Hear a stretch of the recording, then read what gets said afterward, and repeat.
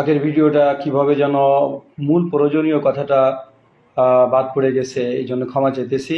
এই জন্য যে এটাকে এডিট করেছেন বা কেটেছেন, আল্লাহ তাকে মাফ করে দিক। আর আমি এখন আবার দ্বিতীয় আবুল হাসান আল নাদভী রহমতুল্লাহি আলাইহির লেখা ওনার আল ফুরকান किताब থেকে এটা নেওয়া এবং আমাদের কাছে সংরক্ষিত আছে। दूसरी अहम बात यह है कि जो तजर्बा व बसीरत हालात से वाकफियत और पूरी खुलूस और एतमाद के साथ लिखी जा रही है कि आप इमारत या विफाक के बारे में जो फैसला करे वो दिल्ली और मरकज़ निज़ामुद्दीन ही में हो। इसलिए हरगिज़ पाकिस्तान का सफ़र ना करे और ना वह उसके बारे में कोई फैसला और तंजीम हो। एक तजर्बाकार और थोड़ी सी सियासी और तारीख़ी बसीरत रखने वाले इंसान की हैसियत से लिखा जाता है कि फिर हिंदुस्तान में ही नहीं सारे आलम में काम मुकम्मल मुअत्तल हो जाएगा। यहाँ वो एक पाकिस्तानी तहरीक करार पाएगी और वहाँ इससे सियासी और जमाती फ़वायद हासिल किए जाएंगे और फिर बांग्ला वाली मस्जिद में जो अल्लाह की नुसरत और रूहानियत है वो कहीं नहीं मिलेगी। ये दोनों बातें और हक़ाइक़ नरी मजबूरी से अपना दीनी फरीज़ा और कदीम ताल्लुक़ का तक़ाज़ा समझकर लिखी जा रही है। वल्ग़ैब इंद अल्लाह ताला मुखलिस व दुआगो अबुल हसन अल नदवी।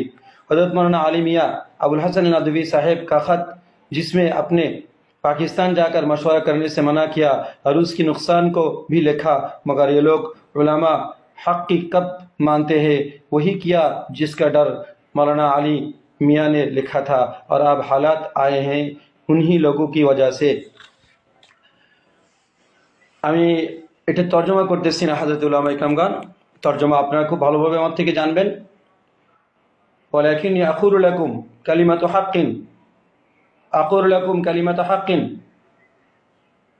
আনতুম লা তাকুনু মিসলা মা ক্বালা আল্লাহ فإن جاءكم فاسق بنبأ فتبينوا أن تصيبوا قوما بجهالة فتصبحوا على ما فعلتم نادمين كفى للمرء كذبا يحدث بكل ما سمع ولا تنابزوا بالألقاب بئس اسم الفسوق بعد الإيمان يا أيها الذين آمنوا اصبروا وصابروا ورابطوا واتقوا الله لعلكم تفلحون। হযরত উলামা ইকরাম, আমি আপনাদের ছাত্রদের থেকে আরো ছোট নিকৃষ্ট, আমি আপনাদেরকে বলতে চাচ্ছি আবুল হাসান আল নাদভী রহমতুল্লাহি আলাইহি যে জায়গায় ওনার জীবন দশায় আমাদেরকে নিষেধ করে গেছেন, মাওলানা সালিমুল্লাহ খান সাহেব রহমতুল্লাহি আলাইহি উনি ওনার জীবন দশায় নিষেধ করে গেছেন, মুফতি তাকি উসমানী সাহেব দামাত বরকত এখনো বেঁচে আছেন, ওনাদের উপস্থিতিতে ওনাদের কথা অনুযায়ী আমরা কিভাবে, আপনারা যে চাপ দিতেছেন আলমী শূরাকে মানার জন্য, আমরা তাবলীগের সাথীরা কিভাবে আলমী শূরাকে মানতে পারি? আমরা তো আলী মিয়াঁ নাদভী রহমতুল্লাহি আলাইহিকে মানতেছি, আমরা তো সালিমুল্লাহ খান সাহেব রহমতুল্লাহি আলাইহিকে মানতেছি, আমরা তো মুফতি তাকি উসমানী সাহেবকে মানতেছি, আমরা তো আরশাদ মাদানী সাহেবকে মানতেছি, আমরা তো আবুল কাসিম নুমানী সাহেবকে মানতেছি, আমরা তো দারুল উলুম দেওবন্দের পক্ষ থেকে যে সমস্ত তাকরিরাত আছে সেইগুলোকে মানতেছি।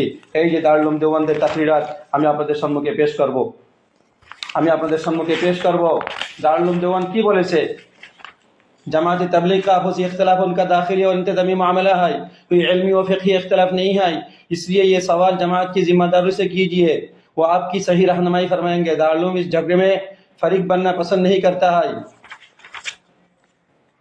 इस मज़कूरा वाला फतवा में ये बात पूरी उम्मत मुस्लिमा को बता दी गई है। 2-2.5 साल के वक्फा में मुफ्तियान शरीयत भी ये बात समझ गए हैं कि तबलीगी तहरीक का मौजूद इख्तिलाफ ना तो इल्मी है, ना ही फ़िक़ही है और ना ही शरई बुनियादी पर है, बल्कि सिर्फ इंतज़ामी बुनियाद पर है। हजरत आमी आगामी 1 सप्ताहेर भितरे आपनादेर प्रतिटी माद्रासाते, प्रतिटा हिफ्जखानाते, प्रतिटा दारुल उलूमे, प्रतिटा जायगाते आमी एमन किछु डकुमेंट्स पाठाबो, হয়তো ওই ডকুমেন্ট যারা দিতে যাবে তাদেরকে আপনারা মেরে শহীদ করে দিতে পারেন, তারপরেও পাঠাবো এবং যদি অনুমতি দেন আমি নিজেই নিয়ে আসবো আপনাদের কাছে এটা পেশ করার জন্য। আমি আপনাদেরকে জোড়হাত করে বলতেছি, জুলুম অত্যাচার অনেক হয়ে গেছে। আমাদের আমির সাহেব যে কথা বলেন বাংলাদেশের আলেম তালেব ইলমদের কোনো দোষ না, দোষ হচ্ছে 2-4 জনের যারা কাকরাইলে বসে বসে এদেরকে বিভ্রান্ত করেছে। দোষ হচ্ছে 2-4 জনের যারা কাকরাইলে বসে বসে এদেরকে বিভ্রান্ত করেছে। দোষ মৌলানা জুবায়েরের, দোষ মৌলানা রবিউল হকের, দোষ মৌলানা ওমর ফারুকের, দোষ মৌলানা আব্দুল মতিনের, দোষ মৌলানা আবু জাফরের, দোষ মৌলানা দেলোয়ারের, দোষ মৌলানা এদের। আপনাদের কোনো দোষ দিচ্ছি না। আলহামদুলিল্লাহ আমাদের এই কয়েক বছরের অনুরোধের কারণে এবছর আমাদেরকে হত্যা করার জন্য কোনো মাদ্রাসার ছাত্ররা উলামা ইকরামরা আসে নাই।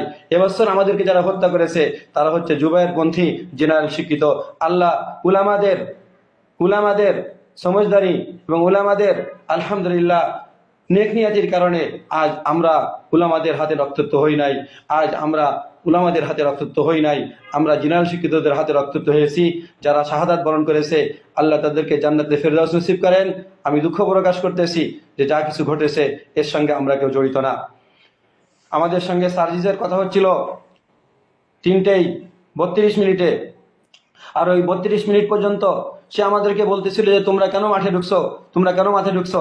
আমরা মাঠে ঢুকি নাই, বরঞ্চ এখন একটা ভিডিও আপনাদের সামনে পেশ করা হবে, যে ভিডিওতে দেখা যাচ্ছে যে টুঙ্গি তুরাগ নদীর ওপারে বিদেশি ট্যান্টের এই 3 তলা থেকে আমাদের উপরে কিভাবে গুলি মারা হচ্ছিল। গুলি মানে গুলতি দিয়ে গুলি, মার্বেল আর পাথর মারা হচ্ছিল, আর অগ্নি স্ফুলিঙ্গ এবং এভাবে কি বলে ওইটাকে এই মশাল মারা হচ্ছিল। আর আমাদেরকে আপনারা বলতেছেন যে আপনাদেরকে ঘুমন্ত অবস্থায় আপনাদের উপরে হামলা করেছে। কত মিথ্যাচারিতা করবেন, কত বাস্তব পরিপন্থী কথা বলবেন, কত সত্য কথা বলবেন। কি আপনারা আলেমদের নাম নিয়ে যা বলবেন তাই সব সত্যি হয়ে যাবে, আর আমরা জাহেলের কারণে আমরা সত্যি কথা বললেও সেটা মিথ্যা হয়ে যাবে? না না না, এটা হিন্দু ধর্মের অনুসারী না। হিন্দু ধর্মের গুরুরা যা বলে মিথ্যা বললেও তাদের অনুসারীদেরকে সেটিকে সত্য মনে করতে হয়। আমরা হিন্দু ধর্মের লোক না, আমরা ইসলাম ধর্মের লোক। এ জায়গায় আলেম এবং আওয়াম সবাই সত্য সত্য, মিথ্যা মিথ্যা। সত্য যার মুখ দিয়ে আসুক না কেন সেটা সত্য, মিথ্যা যার মুখ দিয়ে আসুক না কেন সেটা মিথ্যা। আপনারা বিগত 7 বছর পর্যন্ত বিভিন্ন মসজিদে, বিভিন্ন মঞ্চে, বিভিন্ন স্টেজে যত মিথ্যা কথা বলেছেন, বিগত 100 বছরের সিনেমা হলে এত মিথ্যা কথা হয় নাই। আপনারা যা বলতেছেন যাচাই বাছাই না করে বলতেছেন। কাফারিল মারই কাযিবান ইউহাদ্দিসু বিকুল্লি মা সামিআ। মানুষ মিথ্যাবাদী হওয়ার জন্য এতটুকুই যথেষ্ট যে যা শুনে তাই বলে। আমরা সমস্ত ডকুমেন্টস পেশ করব। আমি মওলানা আব্দুল্লাহ মনসুর বলতেছি, আমারই উপরে জিম্মাদারি ছিল এই জায়গায় মাঠে লোক ঢুকানো বা না ঢুকানো। আমরা ঢুকাই নাই। আপনাদের আক্রমণের কারণে 3:45